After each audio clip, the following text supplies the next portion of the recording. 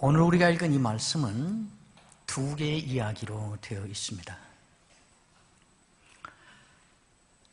기상의 변화를 보면서 미리 이 날씨가 어떻게 될 건가를 잘 예측을 하고, 예측할 뿐만 아니라 그것이 매우 정확해서 거기에 대한 대비를 잘 하는 그런 사람들의 이야기가 앞에 이야기이고, 뒤의 이야기는 자기가 살고 있는 역사 현실에서 일어나고 있는 일들에 대하여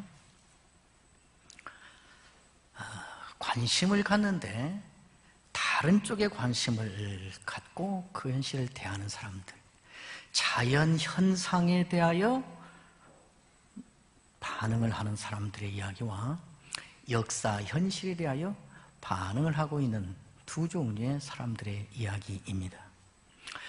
그러나 이 이야기를 가만히 보면 내용이 다르고, 이 말씀을 장절을 구별한 사람의 의도를 이렇게 보아도 다른 이야기로 다룬 것처럼 보입니다. 그러나 이 두 이야기를 자세히 가만히 살펴보면 같은 주제를 다른 방식으로 다루고 있는 같은 이야기라는 것을 알 수 있습니다. 앞의 이야기는 주변에서 일어나고 있는 자연 현상에 대한 사람들의 반응을 꼭 집어서 이야기합니다. 그 반응들에 대하여 매우 인정하고 긍정적으로 그 반응 자체에 대하여는 신뢰하고 인정하고 있습니다. 구름이 서쪽에서 일어나는 것을 보면 소나기가 오리라 이렇게 하는데 정말 그렇다. 남풍이 부는 것을 보면 벌써 덥기 전에 더운 날을 예측하고 거기에 대비를 하는데 과연 그렇다. 이렇게 말하고 있습니다. 자연현상에 대하여 예측하고 분별하고 반응하는 것에 대하여 비판하거나 부정하거나 거부하거나 욕하지 않습니다. 그런데 이 이야기를 가지고 하고자 하는 말은 자연현상에 대하여 그렇게 정확하게 반응하고 대비하고, 비가 올 것 같으니 우산을 갖고 가고, 더울 것 같으니 반팔을 가방에 넣고 가고, 매우 지혜롭게 잘하고 있는데, 그건 잘하고 있는데 그거를 하는 와중에 정말 해야 될 다른 것을 놓치고 있다는 것을 지적하고 있습니다. 그래서 결국은 그렇게 현실적으로 정확하고 또 대비하는 그러한 반응하며 사는 그것이 허당이 돼버린, 다른 반응을 놓치고 그렇게 하기 때문에 그렇게 살고 지혜 있게 살고 대비하며 사는 일상의 삶이 사실은 중요한 것이 빠져버린, 허당이 되어버린 그런 이야기를 하고 있습니다. 이어지는 이야기는 자기가 사는 삶의 현장에서 일어나고 있는 역사적 현실에 대하여 반응을 하는데, 그 반응이 아주 잘못되어 버린, 반응은 정확하고 맞는데 다른 것이 빠져버려서 잘못된 것이 아니라 그 역사 현실에 대하여 반응을 하는데 그 반응 자체가 아주 잘못되어 버린, 그래서 엄하게 경고와 책망을 받는 사람들의 이야기입니다. 이렇게 놓고 보면 사실 이 두 이야기는 한 주제에 한 이야기를 하고 있는 것입니다. 앞에 반응한 사람들이 허당이 돼버린, 그리고 정말 중요한 것을 놓치고 있는, 오늘 하루의 기상이나 또 이 환경에 대한 삶은 지혜롭게 잘 대처하며 살고 있음에도 불구하고 그의 인생이라고 하는 것을 볼 때 허당이 돼버린, 그리고 정말 중요한 것을 놓쳐버린 이 사람들은 무엇 때문인가? 사람이 오늘 하루를 잘 대처하고 사는 것으로 인생이 다 사라지지 않고, 그것보다 더 훨씬 중요한 영역과 수준이 있다는 것을 무시하면서 살고 있습니다.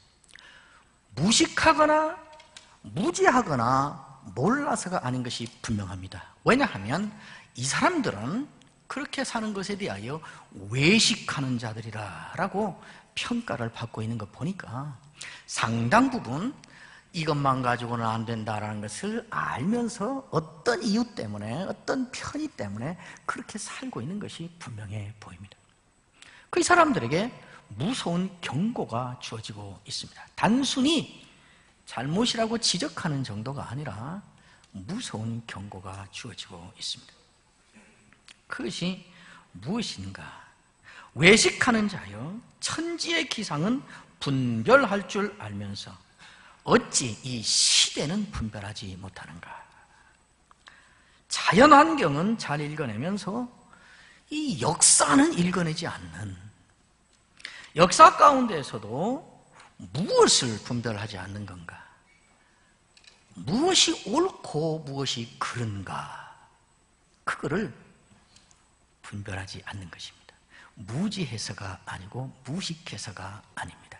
의도적으로 아마 그게 편리하거나 그렇게 하는 것이 부담스럽거나 어쩌면 위험부담을 해야 되거나 뭐 그런 이유가 있었을 것입니다. 무엇을, 이 시대를 분별하는 중에서도 무엇을 분별하라는 것인가를 말합니다. 무엇이 옳고 무엇이 그른 것인가, 무엇이 죄고 무엇이 죄가 아닌가를 알라는 것이고, 죄는 반드시 심판하는 분이 있다는 것을 알라는 것이고, 반드시 심판이 있으므로 이제 거기에 대하여 반응을 해야 된다. 이 안목으로, 이 기준으로, 이 관점으로 살고 있는 이 시대를 읽을 수 있어야 된다고 말하는 것입니다. 옳고 그름이 있다. 가야 될 길과 가지 않아야 될 길이 있고, 해야 될 일과 해야 되지 않을 일이 있다. 어디로 가면 돈을 더 벌고 어디로 가면 편한 것이 아니라 무엇이 죄고 무엇이 죄가 아닌가, 무엇이 심판받을 만한 일인가, 심판자가 반드시 있다. 이 기준으로 현실을 보아야 된다. 그러니까 나는 어떻게 하냐, 날이 덥겠네, 그러니까 반팔 챙겨가듯이, 소나기가 쏟아지겠네, 그러니까 우산 챙겨가듯이, 이렇게 될 거니까 무엇을 할 건가, 어떤 반응을 할 건가, 이것을 가르쳐서 시대를 분별하는 반응이라 그랬습니다. 그걸 놓치고 살고 있다, 그 말입니다. 이렇게 말하면서 마지막에 기회가 그리 길지 않다, 이렇게 말합니다. 길거리를 가다 말고라도 돌이켜서 이 일을 먼저 해야 된다, 이렇게 경고합니다. 두 번째 이야기는 예수님을 찾아온 다른 사람들의 이야기입니다. 자기가 사는 삶의 현장에서 일어나고 있는 이 역사 현실에 대하여 매우 민감한 관심을 갖고 있고 반응을 갖고 있습니다. 그런데 이 사람들은 이 시대의 역사 현실에서 일어나는 이 일들을 읽어내고 처리하고 대하는 데 있어서 결정적인 잘못을 하고 있습니다.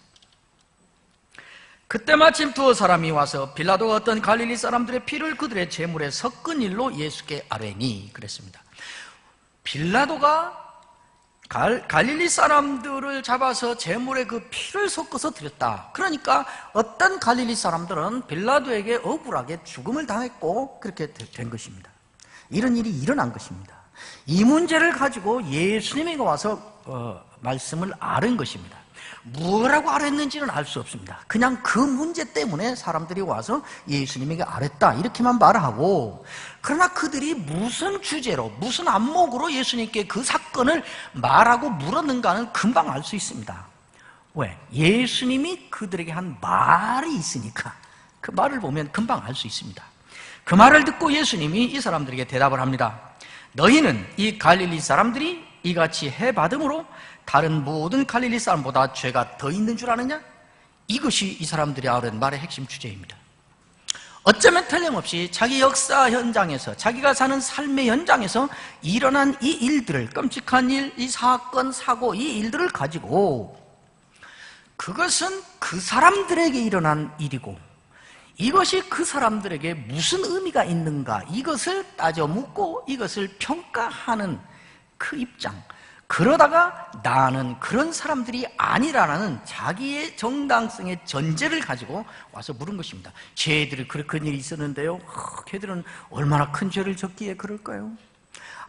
우리는 그런 일을 안 당해보니까 우리는 그런 죄인들이 아니어서 정말 감사합니다. 아마 이 따위 내용 그런 얘기일 것이 분명합니다. 핵심은 자기 현장에서 일어난 일을 자기와 관련된 사건으로 이해하지 않고 해석하지 않고 나에게도 이것이 주는 의미가 있고 메시지가 있고 도전이 있다, 자기를 그 역사 현실에 포함시켜서 보지 않은 것입니다. 우리도 가끔 그런 말들을 듣지요. 장안의 초대형 교회 목사님이 일본에 쓰나미가 일어나니까 일본은 8,000개 이상의 우산을 섬기니까 그랬다. 인도네시아의 지진이 나니까 또 그렇게 했다. 아마 이것이었을 거라고 생각합니다. 쟤들은 정말 무서운 죄를 지었나 봐.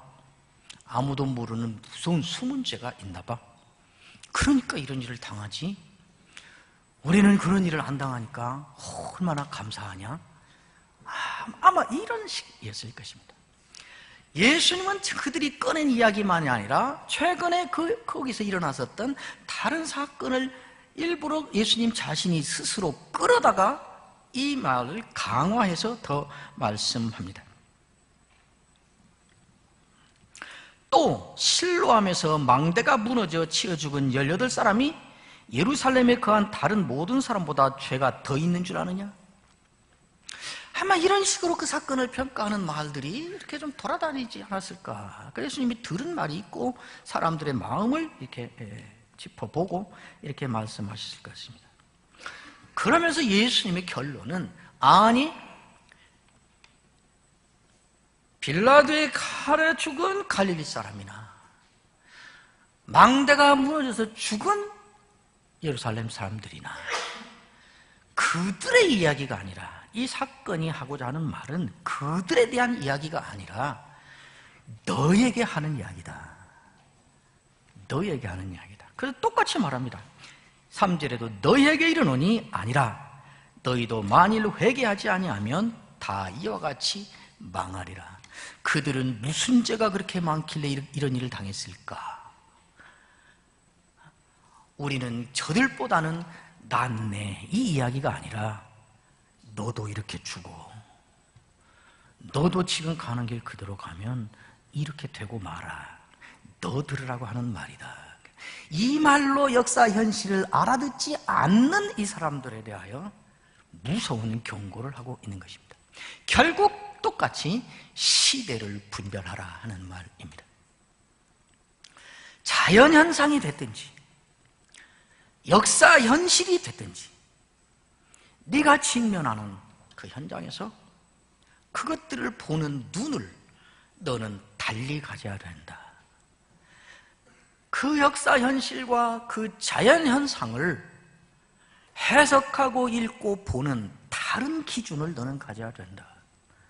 시대를 분별해야 된다. 이렇게 말씀한 것입니다. 시대를 분별하는 기준이 무엇인가? 이 시대를, 이 자연을 다스리는 분이 있다. 이 역사를 심판하는 분이 있다. 그 심판하는 분이, 그 다스리는 분이 지금 이 모습들을 통하여, 이 현상들을 통하여 내게 말하고자 하신다. 그들에 대한 말이 아니라, 이산기후에 대한 말이 아니라, 인간의 잔인함에 대한 말이 아니라 나에게 말하고 싶어 한다. 그러니 이제 너는 어떻게 할 것인가? 무엇을 할 것인가? 이렇게 살지 않는 것에 대하여 아무리 다른 반응을 정확하고 분명하고 틀림없이 할지라도 이걸 하지 않으면 너는 허당이다. 역사적 현실에 대하여 이렇게 반응하지 않고 계속 제3자적 입장에서 평가하고 판단하고 정죄하고 가르치고 간섭하고 이 차원에서 이것들을 본다면 너는 악한 것이다. 너에게 나팔소리처럼 분명하게 하고 있는 하나님의 말씀을 너는 비껴가고 있고 듣지 않고 있고 다른 쪽으로 돌리고 있다, 이 이야기입니다. 결국 시대를 분별하라 하는 말입니다. 하나님이 일하고 계신다. 하나님이 주도하신다. 하나님이 이끌고 계신다. 하나님이 지금 말씀하고 있다. 하나님의 손길이 움직이고 있다. 이 의식으로, 이 기준으로 하나님이 지금 나에게 말하고 있다. 이 기준으로, 이 가치관으로, 이 판단으로 네가 처하고 있는 삶의 현실을 분별하라, 이 말씀인 것입니다. 한국교회 현실에 대하여 여러 말들이 있습니다. 여러분들은 한국교회 현실을 어떻게 읽고 있습니까? 한국교회 현실에 대하여 여러분은 뭐라고 말하고 있습니까? 제가 수년간 들어온 한국교회 현실에 대한 대다수의 말들은 신자든지 불신자든지 목회자든지 평신도든지 신학계의 큰 어른이든지 거의 모두가 공통적으로 하는 말은 한국교회는 이제 망했다는 것입니다. 한국교회는 이제 끝났다는 것입니다. 어떤 존경받는 어르신은 한국교회는 이제 동네 개같이 되어버렸다. 그를 따르는 추종자 젊은이들은 인터넷에 그분이 이렇게 말씀하셨다고 확 퍼지고 거의 다 비난하고 있습니다. 여러분, 비난과 비평은 다릅니다. 비난은 언제나 감정이 작동을 합니다. 그래서 그 감정을 분노가 지배를 합니다. 비난해요. 그러니까 비난하는 말들은 정도의 차이는 있지만 결국 결론은 본질이 같습니다. 거의 저주성 발언입니다. 저러다 그냥 칵 죽어버리면, 그러고 네 자식 때 가서라도 듣는 거 보자, 이게 다 거의 저주성 발언들입니다. 비평에는 이성이 작동을 합니다. 그래서 그 이성을 논리가 지배를 합니다. 그러니까 비평은 해야죠. 그런데 비평이 전부인 사람에게는 자기가 거의 개입되지 않습니다. 옳고 그름을 판단해주고 제3자적 입장에서 이렇게 저렇게 평가를 해줍니다. 비난보다는 비평을 해야 됩니다. 그러나 한 가지 아쉬운 거는 비평이 전문적이고 궁극적인 목적인 사람에게는 자기가 비평하고 있는 대상에 대한 애정을 갖기가 어렵습니다. 애정을 가지면, 비평과 다른 점은 비평은 평가를 해주고 분류를 해주고 해석을 해줍니다. 그러나 애정을 가지면 자기도 모르게 대안을 내놓게 됩니다. 한국교회에 대한 평가는 거의 다 저주성 발언입니다. 제가 묻지요. 아니, 왜 그렇게 말을 사납게 하고 무섭게 합니까? 한국교회 현실이 너무 안타까워서 그런데요. 그냥 가만히 들어보면 안타까워서 그러는 게 아니라 분노를 못 사겨서 그래요. 분노의 차가 있습니다.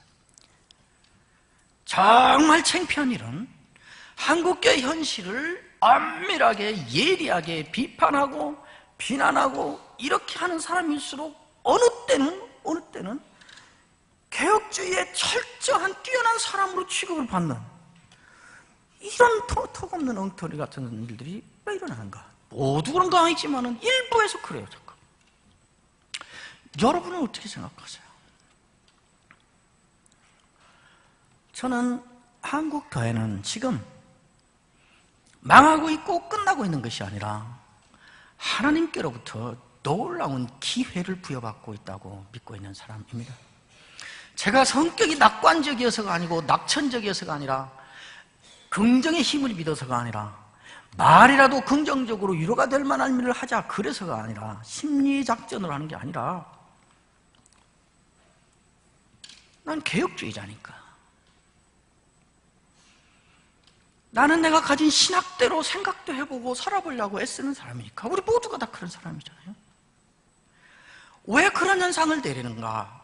일어나고 있는 현실에 대한 해석과 분별이 다른 것입니다. 왜 그런 생각을 해요? 교인 수가 급격히 줄고 있습니다. 왜 그런 판단을 해요? 사회로부터 기독교가 지독한 모욕을 당하고 있고 거기에 대해 할 말이 없습니다. 목회자들이 계속 일을 저지르고 사고를 치고 있고 이제 사회로부터 할 말이 없게 됐습니다. 교회를 떠나는 정도가 아니라 개종하는 사람들이 이렇게 늘어나고 있습니다. 이단이 이렇게 상고를 하는데 한국교회는 이 힘을 잃고 아무 대책이 없습니다. 다 이런 것들이에요. 어디에도 하나님이 다스리신다, 하나님이 이끄신다, 하나님이 주도하신다, 하나님이 심판하신다, 하나님이 결과를 만들어내신다, 하나님이 이렇게 하시는 것이다, 하나님이 절대적으로 다스리시고 주권적으로 통치하신다. 우리가 늘 입버릇처럼 말하는 하나님의 절대 주권이라는 것은 교과서 속에 나 있고 시험 볼 때 나 있고 삶의 현실을 보는 데는 온데간데 없고 모두 다 똑같이 현상학적으로, 사회학적으로, 경제적으로, 정치적인 논리로 다 읽어버리는 것입니다. 허당입니다. 허당. 우리는 다른 세상이 있다는 걸 아니까 하나님의 절대 주권에서 예외가 될 찰나가 있는가? 없습니다. 하나님의 절대적인 통치에서 예외가 될 공간이, 틈새가 있는가? 없습니다. 그렇다면 지금 이것도 하나님의 다스림 가운데 있죠. 요한계시록에 일어나는 그 무서운 이들을 바라면서 계속 위에서 천상의 나팔처럼 땅에서 치는 큰 북처럼 계속 말하는 것, 이것들이 다 하나님의 허락하에 일어나고 있다, 이거거든요. 하나님이 이제 한국교회는 부흥이 아니라 교회가 교회다워져야 되고 신자가 신자다워져야만 되는 절호의 기회를 우리에게 주고 있다. 저는 가는 곳마다 기회입니다. 기회요. 고난 받을 것입니다. 그러나 교회가 교회다워지고 신자가 신자다워지는 절호의 기회를 우리는 지금 갖고 있습니다. 우리 아니 시대를 개혁신학을 하고 있고 바른 신앙을 가지고 있는 사람의 눈으로 시대를 분별한다면 그거 외에 다른 결론이 있을 수 없잖아요. 저는 이 와중에 한국교회가 절호의 기회를 맞고 있는 이때에 이제 한국교회를 위한 절호의 기회를 합신이 맡고 있다, 이렇게 생각합니다. 합신이 이때 쓰시려고 지난 40년간을 외딴 곳 한 구석에서 하나님이 그렇게 키워오셔서 이제는 꺼져가는 그 촛불 같고 그냥 곧 끊어질 그런 풀 한 포기 같았던 우리를 40년 지나고 보니까 무너지는 집 한쪽이라도 바치라고 기대를 받는 이런 제목으로 키워놓으셨구나. 이제 우리에게 절호의 기회가 주고 있다, 이렇게 생각합니다. 제가 늘 말하듯이 이제 합시는 획기적인 발상의 전환을 해야 할 텐데 그것이 이 시대에 대한 우리의 분별입니다. 공적인 책임을 이제 다 어떻게 해도 내가 잘하면 돼? 이래서 여기까지 컸으니 이제는 제목이 된 입장에서 칩이 무너진다는데 이제는 공적인 책임을 걸머쥐고 한국교회 현장으로 부르시는 하나님의 부르심에 이제 부응해야 된다, 그렇게 생각하고 있습니다. 그것이 이 시대에 대한 우리 학교의 분별입니다. 이런 분별을 실천하기 위하여 우리가 몇 가지 일을 힘써서 지금 진행하고 있습니다. 이거를 한 번에 우리 전교생, 우리 합신인들에게 우리 교수님들과는 이미 나눴고 다 이미 교수님들 맡아서 어느 교수님들은 방학 동안에 내내 쉬지 못하고 계속 맡은 프로젝트 진행하고 그렇게 지냈습니다. 개강하는 이 첫날에 제가 이 내용을 간단하게 제목만이라도 여러분들에게 한번 보여드려서 우리는 무엇을 하고자 하는가, 우리 합시는 어떻게 이 한국교회 현실을 읽고 어떻게 우리의 역할을 하고자 하는가 하는 것을 여러분들과 한번 나누려고 합니다. 10가지의 우리는 프로젝트를 진행해서 지금 다 교수님들이 공유하고 각각 맡아서 현실을 하고 있습니다. 나중에 자세하게 책자를 만들어서 한글과 영문으로 만들어서 배포할 것이고, 이 내용만을 또 다시 전체를 알려주는 동영상을 별도로 찍어서 다 우리가 해야 할 일들을 알리고 또 충성을 하게 될 것입니다. 첫째는 청교도 프로젝트라고 이름을 붙였습니다. 미국에 있는 퓨리탄 리폼드 테올로지컬 세미나리하고 유럽을 대표하여 네덜란드 암스테르담에 있는 아펠돈 유니버시티하고 아시아를 대표하여 합신의 한국의 합신이 새 학교가 청교도 리서치 센터를 만들어서 이 운동을 같이 하면 어떻겠는가 제안이 있었고, 우리도 그렇게 생각을 해서 이미 시작했고, 미국에 있는 퓨리탄 리폼드 세미나리하고는 박사 과정 공동학위를 수여하는 과정을 우리 교수님들이 지난 학기 동안 애쓰게 방학 동안에서 거의 완성을 해서 과정을 진행할 것입니다. 왜 우리는 갑자기 청교도신가? 한국에 청교도 운동하는 사람도 많은데, 한국교회의 가장 치명적인 문제는 도덕성에 비폐해 있습니다. 그래서 이 문제를 해결하자고 여러 단체, 여러 개인, 여러 어른들이 운동을 하고 있습니다. 그러나 대단히 외람된 말이지만 그 한국교회 도덕성 회복을 위하여, 윤리의 수준의 승진을 위하여 애쓰고 외치는 거의 모든 운동들의 본질이, 내용은 다르지만 본질이 공통적입니다. 한마디로 하면 도덕 재무장 운동입니다. 착하게 살자는 것입니다. 세상에 욕먹을 짓 하지 말자는 것입니다. 그러나 도덕 수준을 향상시키는데 애를 쓰고 노력하면 심은 대로 거두니까 도덕 수준은 높아질 것입니다. 그러나 도덕 수준이 높아지면, 이대로 가서 도덕 재문장 운동을 해서 도덕 수준이 높아지면 한국교회는 건전하고 합리적이고 상식적이고 민주적인 비영리 단체가 될 것입니다. 도덕 수준이 높아지면 그것이 교회가 되는 법은 없습니다. 어디로 가야 되는가? 신앙 회복 운동으로 가야 되는 것입니다. 믿는 대로 살자. 성경대로 살자. 성경이 사람 죽이지 말라 하니 죽이지 말자. 성경이 동성애 하지 말라 하니 하지 말자. 우리의 도덕적인 행위의 근거가 착하게 되자, 세상으로부터 칭찬받자, 이것이 근거가 되는 게 아니고 우리의 신학과 우리의 신앙, 우리가 갖고 있는 성경이 근거가 돼서 나오는 착한 일들이어야 된다 그 말입니다. 그거를 어디에서 우리가 그것이 가장 극명하게 현장에서 실천적으로, 목회 현장에서 실질적으로 반영이 되고 그걸 지향했던 우리 역사가 무엇인가?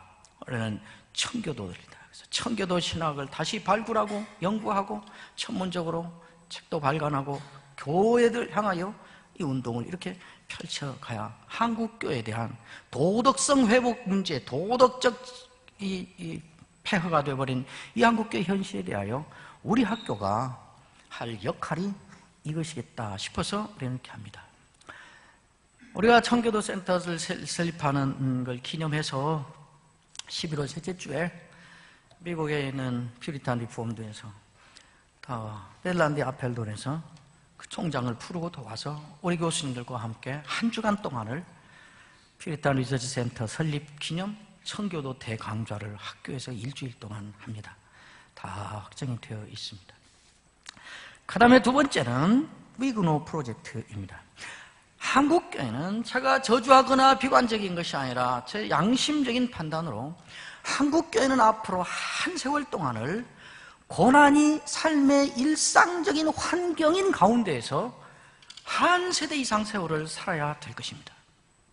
이미 우리는 거기에 들어가 있습니다. 부흥기에 대한 미련, 그것은 다시 돌아오지 않습니다.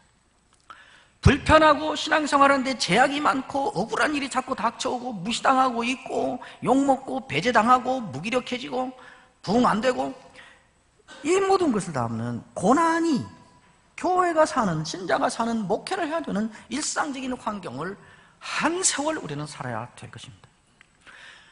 고난이 삶의 현장이 되어버린 교회에 우리 합신이 할 역할이 무엇이겠는가? 어떻게 그걸 한국교회가 대비하도록 우리가 우리 일을 할 것인가?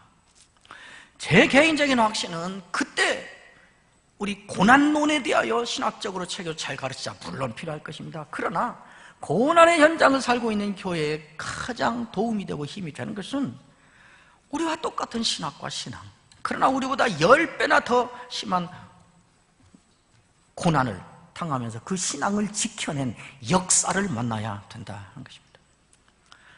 우리는 그 고난 가운데에서 신앙을 지켜낸 그 역사를 이제 한국교회에 대대적으로 소개하고 보급하는 일을 하려고 합니다. 그를 위그노, 프랑스 위그노를 소개하려고 합니다. 그 다음에 한국교회 개혁신학 연구에 우리 합신이 나서서 리더 역할을 하고 돌파구를 여는 역할을 해서 이제는 개혁신학이 역사의 흐름을 따라 더 깊이 연구하고 하는 장을 우리 학교가 펼쳐서 한국교회 개혁신학 연구에도 기여하는 길을 만들자 해서 우리가 정한 프로젝트가 있습니다. 그것이 불링거 프로젝트입니다. 여러분 아시는 대로 찌빙글리의 후계자인 불링거를 스위스 국가 프로젝트에 참여해서 철저하게 연구하고 불링거를 전문적으로 연구한 유일한 한국인 학자가 우리 학교에 있습니다. 놀랍지 않아요? 청교도를 해야겠다 그랬는데 아무리 우리가 교회가 그거 합시다 해서 누가 하죠? 앞으로 연구해서 한번 잘 해봅시다. 그러면 그건 이미 늦은 것입니다. 청교도 언약 신학을 전공한 청교도 신학의 대가가 이미 딱 기다리고 있습니다. 벌써 그래서 시작했습니다. 위그노는 뜬금없이 신약학자가 위그노하고 무슨 관계가 있다고 10년 이상을 혼자 위그노 문헌을 연구하고 위그노 유적지를 다 돌아다니고 하여튼 미친 짓을 한. 그래서 이제는 위그노가 필요한데 한 이 상황에 그냥 갖다 쓰면 되는. 조병수 교수님, 위대하신 나의 친구. 개혁신학 연구에 물꼬를 터서 한 걸음 나아가는 일을 학교가 하자. 제2세대 종교개혁 제2세대에 대한 연구를 집중하면 어떨까? 근데 그 한 사람, 여러분 하나님의 손길이 보이지 않으세요? 저는 그게 보여요. 하나님 자기들 뭣도 모르고 열심히 했는데 여기 와보니 왜 했는지를 알겠는 거예요. 그 다음에 우리가 포켓북 시리즈를 발간합니다. 우리 교수님들의 그 건강하고 심오하고 깊은 개혁 신학, 그 신학 자체를 풀어내는, 그건 어렵고 잘 안 읽으니까 그 신학이 정신이 되어버린 우리 교수님들이 어떤 한 주제를 쉽고 쉽게 풀어내서 우리 교수님들이 가지고 있는 이 개혁 신학의 정신과 안목이 자연스럽게 우리 평신도들에게, 교인들에게 스며들어가게 하는 책을 읽게 하는 방식이 뭘까? 우리가 고민하다가 한 주제를 A4 40매 이내로 그냥 말하듯이, 강연하듯이 학문적으로 쓰지 않고 그렇게 만드는 책을 내기로 했습니다. 2권이 이미 여러분 아시는 대로 나왔고 상당히 제가 지난주에도 듣고 여러 번 듣습니다. 이미 이 책을 가지고 독서 클럽을 이용해서 하는 교회가 있고요. 목사님이 그 책을 가지고 그룹을 지어서 신방을 가면서 지난주에 어디 갔더니 마지막 강의 했다 그러더라고요. 3주 안에 지금 다 편집을 진행하고 있습니다. 3권이 더 나올 것입니다. 3권이 더 나오면 5권이 되고 잘하면 1권이 더 나와서 6권이 될 것입니다. 3권이 안상익 교수님의 3가지 관점으로 보는 신의 사는 언약, 4권이 우리 박상봉 교수님의 불린거에게 배우는 신자의 기도, 매우 간단한 그냥 읽어지는 책들입니다.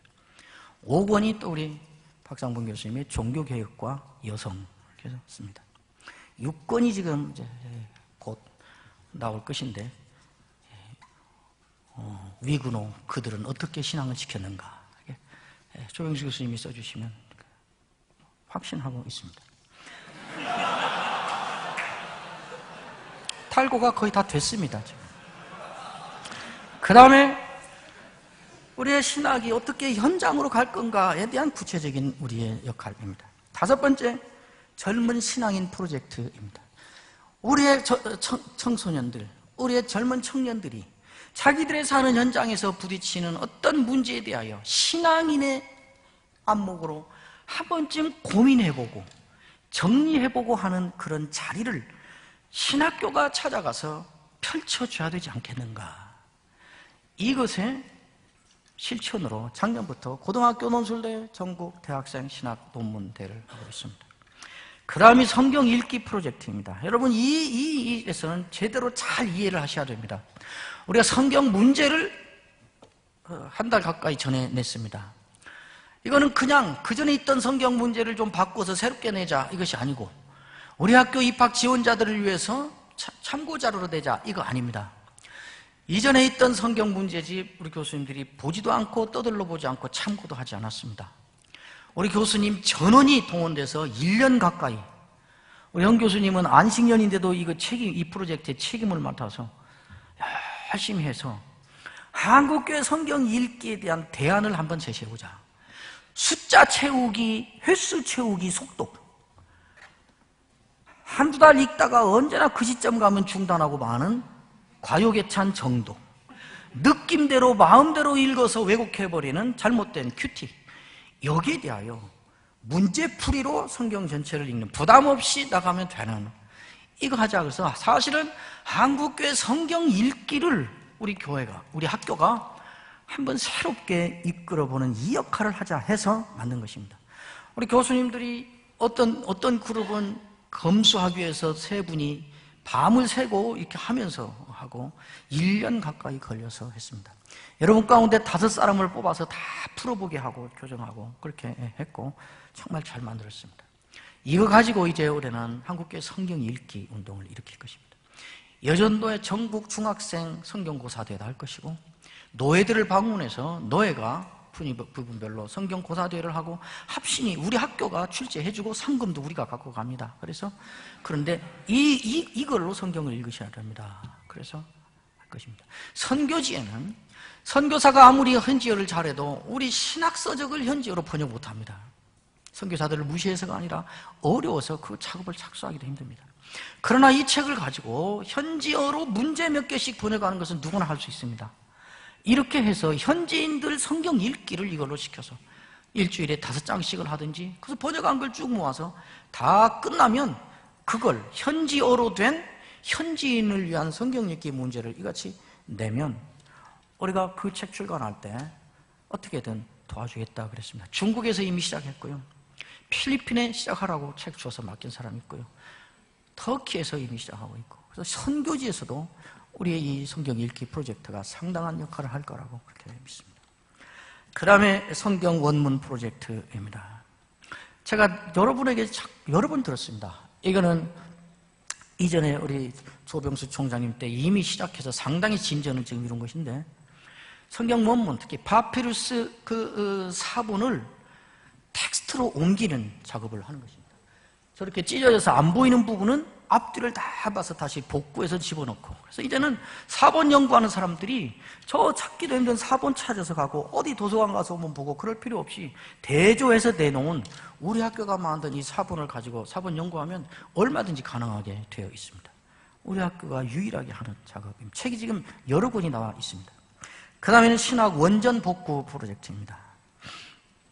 여러 언어로 된 신학, 개혁신학의 원전들을 다시 복구해서 읽게 하기 위해서 우리가 200 몇십 권의 목록을 만들었습니다. 그 중에 50권 이상을 이미 책으로 만들었습니다. 수작업으로 거기에 있는 점들을 다 빼고 매우 선명하고 깨끗하게 정말 좋은 제본으로 잘 만들어서 이미 50권 이상이 됐습니다. 묻혀있는 우리의 한 이 일들을 한국 신학계에 또 세계 신학계에 우리가 공개하고 어플하면 정말 큰 일을 할 수 있을 거라, 큰 역할을 할 수 있을 것이라 생각합니다. 그 다음에 도르트 총회 400주년 기념 프로젝트를 우리가 진행합니다.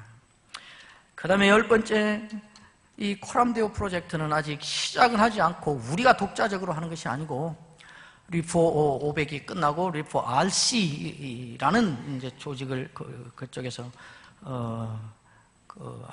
아펠돈 그 총장을 중심으로 만들어서 지난번에 제가 갔더니 조병수 교수님이랑 갔더니 그걸 다 보여줘요. 시범으로 지금 하나 진행하려고 있는 걸 보여주면서 우리 보고 어떠냐고, 같이 하면 어떠냐고, 그래서 좋다 그랬는데 종교개혁자들 개인을 다시 연구하는 것입니다. 그래서 그 개혁자가 가지고 있는 사상과 가르침이 현대 경제에 어떻게 연결이 되는가, 정치에 어떻게 되는가, 이 현대로 끌고 와서 여기에 적용하는 데 중점을 맞춘, 그래서 코람데오 프로젝트라고 그래서 좋다고. 그때 뭐 당장 얘기하자고 하는 걸 11월에 만나서 얘기하고 내년 4월에 또 만나서 완성도를 높여서 하자. 이것만 우리가 시작하지 않고 있지 다른 건 다 진행했습니다. 마지막에 우리가 다음 주부터 바로 시작해서 작업을 하려고 하고 있는 것이 이 본관과 도서관 사이에 있는 구름다리 이 양쪽으로 건물을 달아내는 증축 작업을 할 생각입니다. 그래서 도서관, 그래서 그 안에 청교도 전문 도서관을, 우리 도서관에 있는 청교도 관련 문헌들을 다 빼서 독자적으로 거기에 청교도 도서관을 별도로 만들어서 명실공히 국내외적으로 청교도 신학과 신앙 연구 전문 기관의 위상을 가질 것이고, 도서관 이용하는 사람들 휴게실을 만들 것이고, 그룹 스터디룸을 하나쯤 만들 것이고, 그 안에 석박사 과정에서 공부하고 있는 사람들 다는 못 채워주지만 몇 개라도 개인 스터디룸을 이렇게 만들 것이고, 최대한 공간을 이렇게 확보할 작정입니다. 이사회에서 건축소위원회에서 이미 다 통과가 돼서 그 건물은 바로 시작하도록 허락을 받았고, 그 다음에 더 본격적인 공간들이 많이 필요해서 공간을 확보하기 위해서 지난달에 이사회에서 우리 학교가 신축 건물을 5층이나 6층쯤을 이렇게 지차 일단 결정을 그렇게 이사회에서 해주셨습니다. 아마 그 일을 할 것입니다.